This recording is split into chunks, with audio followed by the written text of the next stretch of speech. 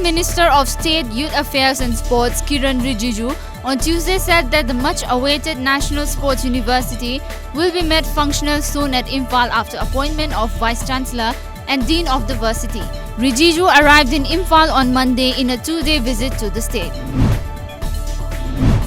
The 48-hour statewide shutdown called by Babysana JAC from last morning is affecting normal life in the state on the second day today amid tight security.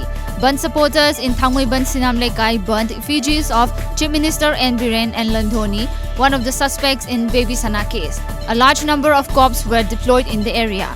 No unwanted incidents were reported. The 5th International Thangta Championship 2019 held at Cheongju, South Korea as a part of World Martial Arts Mastership Festival 2019 concluded today. The championship was participated by 8 countries including India. India took the overall team champion title by clinching 16 medals, 13 golds and 3 silvers. Women folk of Khumbong and Khaidem of Imphal West staged a sitting protest against the mysterious death of Babysana at Khumbong Bazaar today. The protesters held placards that read, "No justice, no rest, bring out the killer," etc. Later, Patsoi police came and dispersed the protesters.